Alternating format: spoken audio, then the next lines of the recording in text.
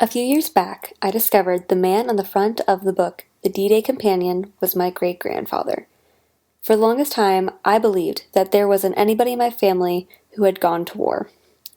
This sparked my interest. War gets attention, great battles have books written about them. But what about the men and women in the photos? More importantly, what is the lived experience of these soldiers after they cease to be soldiers and once they become veterans? Once war has ended, how do these people cope, and what do they return to? A U.S. Army soldier is the embodiment of physical strength, mental strength, and strength of purpose. As a soldier, you will be prepared to serve our country whenever and wherever you are needed. You will be combat ready at all times, and you will be trained to counter any threat anywhere. Different wars define different experiences for returning soldiers. During World War II, propaganda was created to prepare returning soldiers for what they could expect during civilian life. Receptions were celebratory, and those returning from war were viewed as heroes. June 22, 1944, President Roosevelt signed into law the GI Bill, also known as the Servicemen's Readjustment Act, which gave World War II veterans funding for college education, unemployment insurance, and housing. World War II was seen as a noble fight. Alternatively, Vietnam War veterans returned from an incredibly unpopular war. Some veterans returned to protest, and there was much less appreciation. It was unpopular to be involved in the conflict. It was deemed an unwinnable war. These veterans did not return to ticker tape parades. This war was not seen as a noble fight. This left many Vietnam veterans without support. As a reaction to this lack of support, the Vet Center was created in 1979.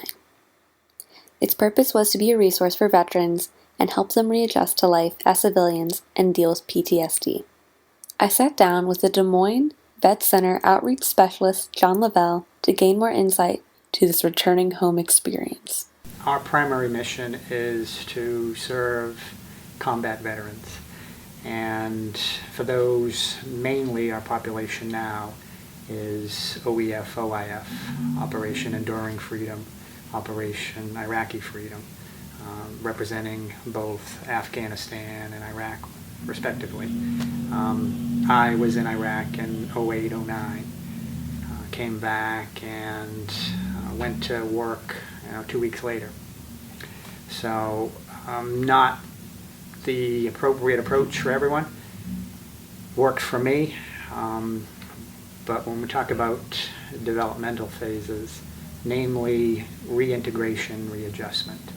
So getting back to, or attempting to get back to the same productive person that you were, sometimes easier said than done. People that encounter certain things while deployed, and people, they'll come back and we see kind of one of two distinct phases. Either one, they preoccupy themselves and I'm back to work, rather quickly. So I'm working full time, raising family. Oh, maybe now I'm going to try even school. I've been out of school for a while, so let me just pick up, a class or two. And they do well for a period of time, and somewhere along that kind of continuum, they lose momentum, and sometimes issues can be confronted at that point. And then other one is the other trajectory is where people come back and they're very isolated and standoffish, about hypervigilance. The three clusters within kind of PTS are prevalent, where you're talking about avoidance, for certain situations, crowded atmospheres being one of them. I can't go to the mall, I dislike going to the mall. And also in that realm you're looking at where substance abuse is prevalent as well. And that probably being the most problematic, because when we're talking about isolation, people start that downward spiral, and that's what we're most vigilant of. When you hear individuals speak, and specifically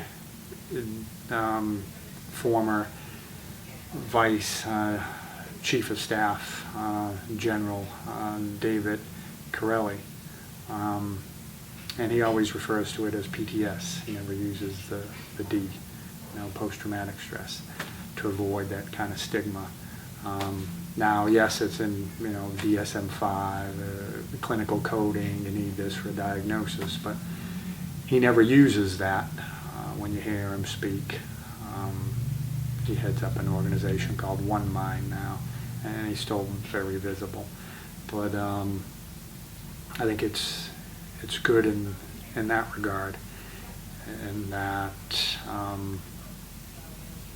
yes, post traumatic, because you've either been part of, participated in, or been witness to the trauma, and then the stress that results from that, but not owned or indigenous to the military.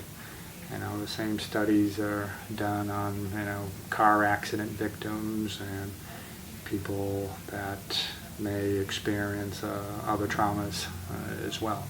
So nothing unique to a military population. There's no panacea, for what we're trying to address. Some individuals veterans feel more comfortable speaking with a fellow veteran, and then others, like most provider professions, is that the whole scaffolding sets up on the premise that I don't care what you know until I know that you care. So if you can kind of bring that kind of compassion to the work site, each and every day, regardless of our past experiences, you've been to war, you haven't been to war, well, the main thing is, do you care? Yeah, so that goes a far way. When a soldier goes off to war, an individual becomes part of a team with a common goal and shared experience. When one returns home from war, there can be trauma and isolation to deal with. Percentage of returning soldiers with PTSD from Iraq and Afghanistan is 11 to 20%. From the Gulf War, 12%. From the Vietnam War, 30%. 131,000 veterans are homeless. 47% of homeless vets are Vietnam era. 76% of homeless vets experience alcohol, drug, or mental health problems. 18 to 22 veterans commit suicide every day. Unfortunately, the institutions that have been put in place to deal with these issues have proved quite fallible. The VA hospital came under heavy scrutiny in 2014 after it was found there were severe delays in patient treatment, which are believed to have led to death of veterans. There were also falsified records to make the VA hospital look like they were being productive and efficient. Luckily, in late 2014, President Obama signed the VA reform bill to ensure much-needed changes were to be made to the institution.